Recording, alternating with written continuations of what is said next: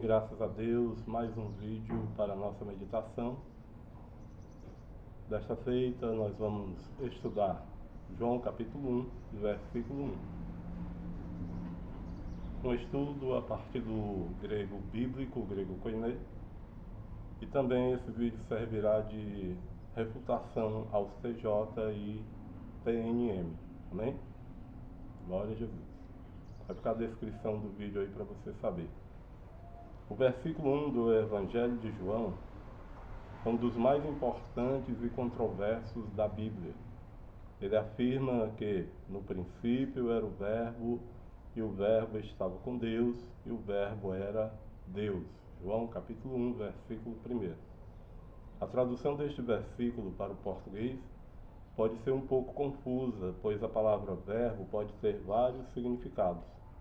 No contexto bíblico, o verbo é geralmente entendido como uma referência a Jesus Cristo. Portanto, o versículo 1 pode ser interpretado como uma afirmação da divindade de Jesus. Uma tradução literal que eu fiz a partir do grego koiné, bíblico, ficaria dessa forma.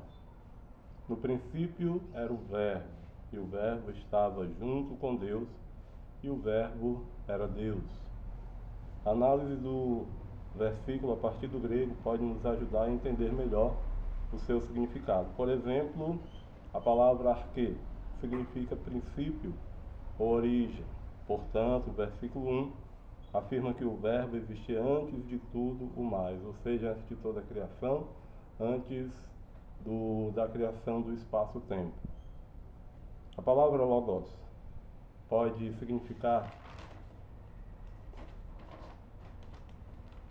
palavra, discurso, razão ou princípio. No contexto bíblico, o logos é geralmente entendido como uma referência a Jesus Cristo. A palavra en é o verbo ser, no tempo imperfeito. Isso indica que o verbo existia continuamente, sem começo ou fim. A palavra pros significa junto a ou perto de. Isso indica que o verbo estava em íntima comunhão com Deus. A palavra ó é o artigo definido masculino e singular. Isso indica que o verbo é uma pessoa e não apenas uma força ou ideia.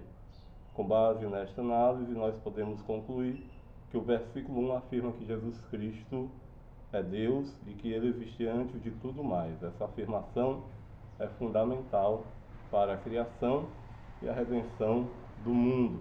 Amém? Glória a Jesus. Louvado seja o nome do Senhor.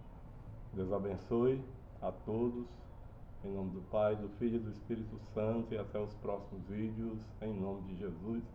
Amém e graças a Deus.